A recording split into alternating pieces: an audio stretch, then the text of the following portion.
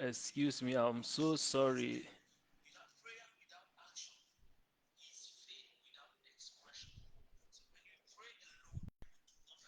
Hello, so sorry for the obstruction. I needed to go because something needed my attention, and we have to continue from where we stopped.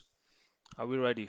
Because this is a very critical topic, and I'm so careful in presenting this because I don't want to make mistake and I don't want to say something that is not it. I just want to share the truth here.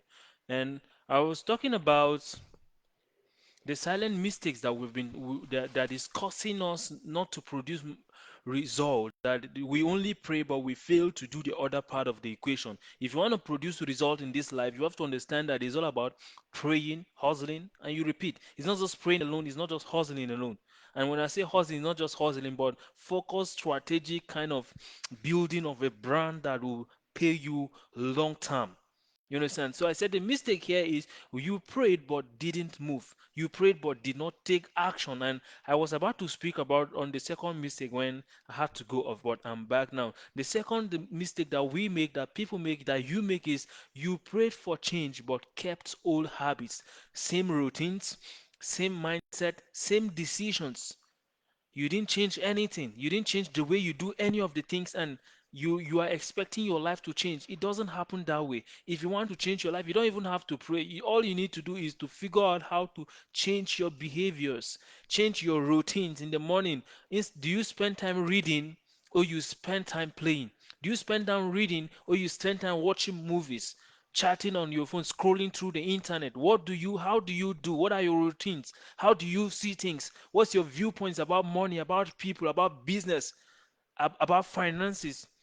What's your understanding about all these things? What are the decisions you've taken about your destiny, about the things that you say it matters to you? What are the decisions you have taken? So if you want to change your life, even when you pray, you have to change all of these things. And sometimes when you even change all of these things, you find out that you don't even need prayer to some extent. Can't you see that people who are not Christians, people who are not religious, are even more richer? Look at the list of people who are rich on earth. They don't even believe in God and all of these things, but they are producing results because they are putting in the structures and the systems in place.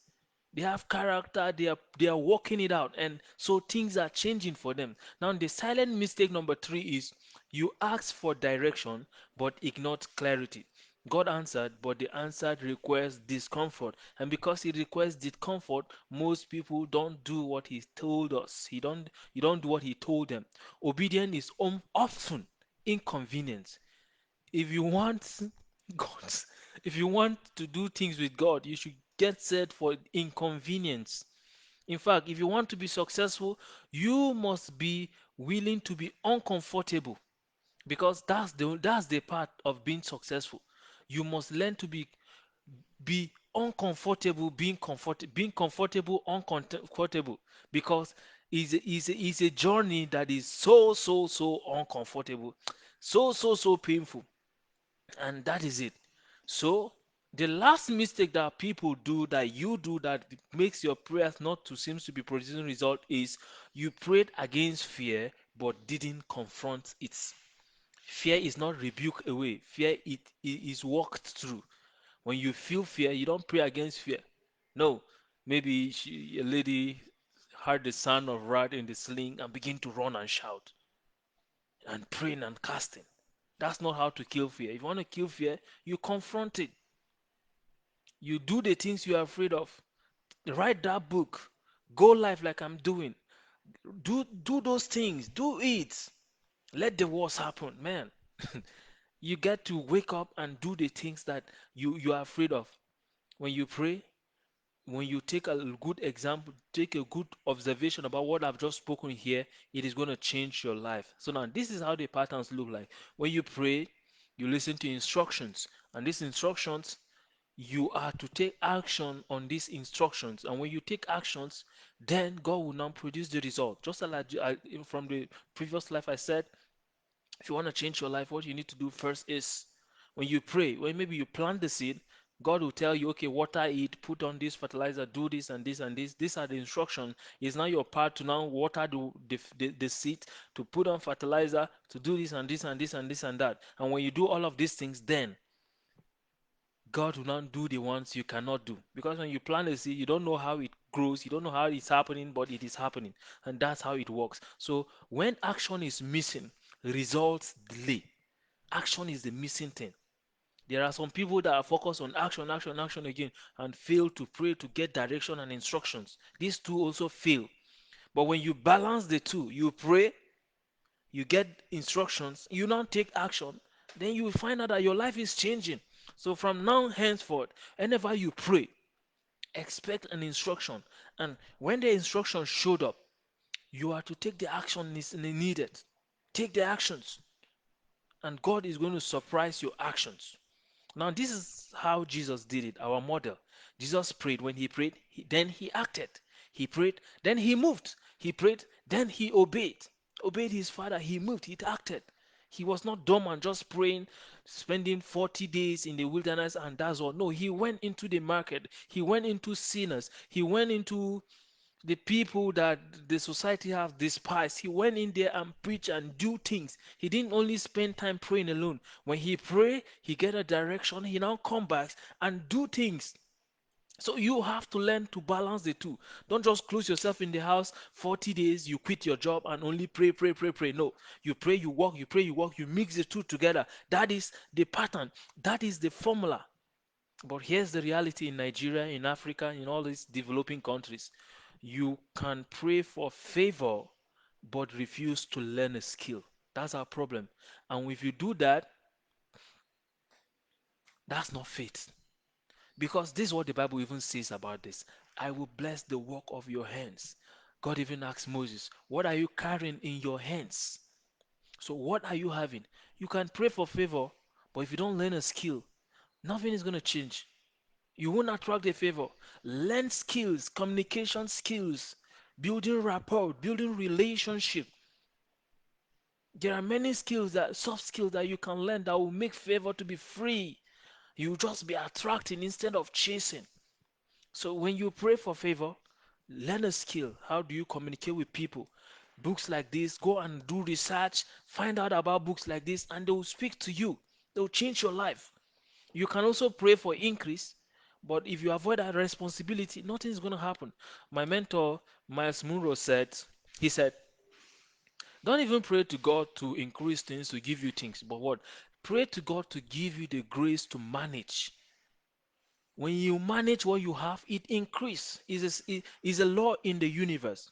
So don't pray for increase, but what? Pray for the grace to manage. Take for the grace to take responsibility. Because when you do responsibility, when you begin to manage the little you have, it will begin to grow, begin to increase. Just like when you plant the seed and begin to manage it, put on the water, fertilizer, word and water, make sure that the sun is hitting it and all these things. This is management, and when you manage it, automatically it will begin to increase, begin to grow and mature and mature. That is how it is. But we always want to pray. And the reason why we only pray alone because is because you want to run away from responsibility. You have to understand that when God created man, he placed him in the Garden of Eden and he told him to what? Manage this place. He gave him work. That was the first thing that God gave to man. And that is why work almost take 70% of your life. Look around. You spend from 8 o'clock to 4 p.m. at work every day for 40 years. You only spend a little hours with at home because that is what God wants you to do. Responsibility, management. So if you are not doing it, if you are only praying alone, you are wrong. You have to mix the two together. Okay, you want to cook rice and you only cook rice alone. You didn't put other spices and other things. It will not be sweet. You have to balance the two. Right proportion of right salt, oil, maggi, and all these things to make it balance. You get me?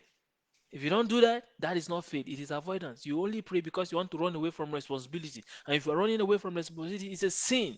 Now, here's the correction I want you to understand. Prayer is a compass, not a vehicle. It shows you the way. You must walk through the way. He only showed the prayer will show you the way. It's now your duty to walk through the way. Stop asking God to change your results. Ask Him to change who you are becoming. Results follow identity. I've already spoken about all these things, so make sure you work on it. Do all of these things. Now, listen to me. Now, let's finally Let me bring you back so that you can now reconnect from there and keep on moving. Where did God already speak, but you hesitated to take action? Where is that aspect of your life, that place that God spoke to you about something, but you have not done something about it? Now, listen, this is not about condemnation. I'm not here to condemn you. It's just I want you to be aware of it so that you go back there and start with God from there and keep on moving. That is how to do it. For you to hear what God is saying now, you have to go back and do what He told you to do in the back, in the past. And when you do that, that's when you can now turn and ask Him for another new direction because it is in level, it is in stages. You must be done with another stage before you go to another stage. That is how it works. So go and slow down and ask God, Father, what are those things you told me about my finances, about my relationship, about my that? Find out what He told you and do it. And if next year must be different, you must combine prayer, clarity, and action. That's the foundation of unlock your superpower. That's what we do in superpower. We help you gain clarity, and we also help you design a structure, a strategy that will help you to manifest that thing that you say it's your calling. That is what we do in Unlock Your Superpower. And with this, I just want to let you understand that God is faithful, heaven is not silent, but growth requires partnership. It is your responsibility between you and God. If it will ever happen, you must have a role to play. It's not just about God or heaven alone. It is a partnership between God and you. Man has two creators, God and himself. You work hand in hand with God to produce the kind of result you want to produce for your life. And that is how we transform your life. And that is how you change your life. And to close and to make it a wrap, prayer opens the door, actions walk through it. Thank you for joining.